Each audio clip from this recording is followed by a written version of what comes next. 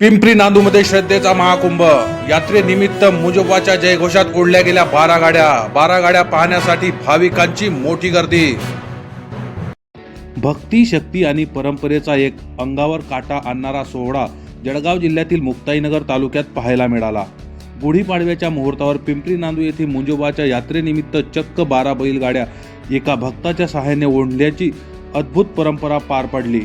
1956 पासून सुरू असलेला हा ऐतिहासिक सोहळा आजही तितक्याच भक्तिभावाने साजरा होत आहे। मुक्ताईनगर तालुक्यातील पिंपरी नांदू या गावाची ओळख आता मुजोबा देवस्थानाच्या या अनोख्या परंपरेमुळे संपूर्ण जिल्ह्यात पसरली आहे।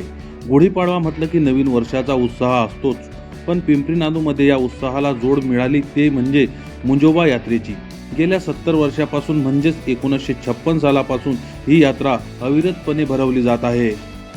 पिंपरी नांदू मुजोबाची यात्रा 1956 पासून परंपरेगत पद्धतीने एकदम शांततेने आणि सहनशीलते पद्धतीने चालू आहे।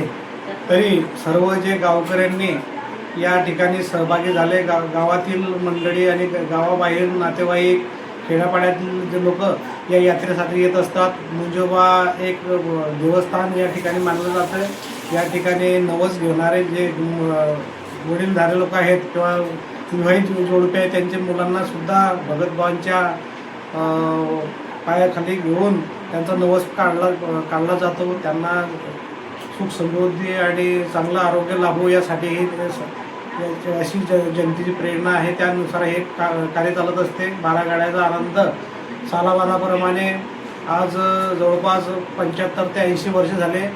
त्याच्यामध्ये भरपूर लोकांचा सहभाग असतो। मोठे जे लोक असतात ते सुरुवातीला कलश घेऊन त्या 12 गाड्यांच्या गोल फिरून एक प्रदक्षिणा घालून भगत जे आहेत आमचे मनोज भाऊ कोळी महाराज यांच्या माध्यमातून ते 12 गाड्या ओढल्या जातात आणि त्या शांततेमध्ये हे 12 गाड्याचा कार्यक्रम पार पडतो। एक चांगलं आणि तापिक तीरावर ते पिंपरी नांदू गावामध्ये यात्रा एकदम चांगल्या पद्धतीने भरते आणि गावोगावीची मंडळी कुटुंब पद्धतीने असते। या यात्रेचे मुख्य आकर्षण म्हणजे 12 गाड्या ओढणे।